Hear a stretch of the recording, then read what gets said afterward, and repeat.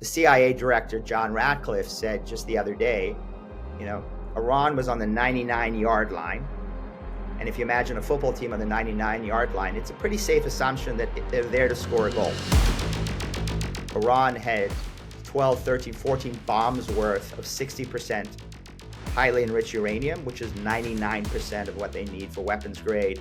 And they were engaged in a number of other activities that were highly suggestive of a program to build nuclear warheads.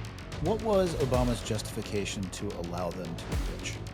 Obama believed it was just a reality that they were already enriching. And so the Iranians were insisting there's no way we're going to do an agreement where we give up our enrichment capability.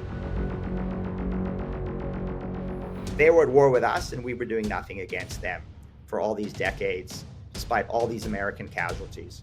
And then President Trump decides, I'm going to use narrow, selective, deadly force in one mission, and that is to finish the job the Israelis had started and had accomplished quite significantly. And I'm going to take out the Fordo facility with B-2 bombers and severely degrade what is left of Iran's nuclear infrastructure. Iran is 2 months away from a nuclear weapon, and then 5 years later, Iran is 2 months away, and it cascades forward. Is that just an issue of bad messaging? Because it's a legitimate thing. That you can't cry wolf too many times because people will in fact stop paying attention. All through the 90s, the 2000s, the 2010s and 20s, Iran was hiding all of these enrichment facilities and centrifuge manufacturing facilities. It was burying these programs deep underground.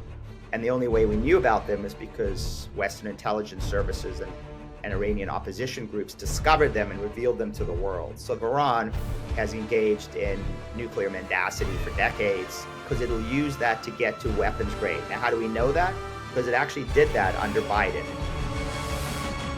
I mean, it's a litany of Iranian attacks against America. Now, the only time that America responded militarily against Iran was during the Reagan administration, when Iran tried to shut down international shipping in the Straits of Hormuz, and Reagan ordered the U.S. Navy to go after the Iranian Navy, sunk a number of Iranian battleships, and the Iranians backed up because they understood that U.S. military intervention could mean the end of their regime.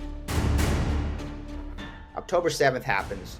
The Israelis respond to that vicious attack by Iran-backed Hamas by launching a significant counteroffensive. And over the course of about a year and a half, they decimate Hamas. They severely degrade Hezbollah. The Iranians reject a very generous offer that Trump puts on the table. And then Trump greenlights an Israeli strike.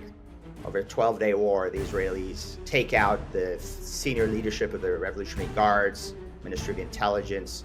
They really decimate the regime's core capabilities. It's also worth noting that Iran has sanctioned me. So what they mean is when they designate me and my organization, that is they're putting us essentially on a hit list. In fact, when they designated me, they called me an economic terrorist, and they green-lighted the Islamic Revolutionary Guard Corps, the Ministry of Intelligence, the Ministry of Justice, to, quote, use all means to deter and punish me and FDD.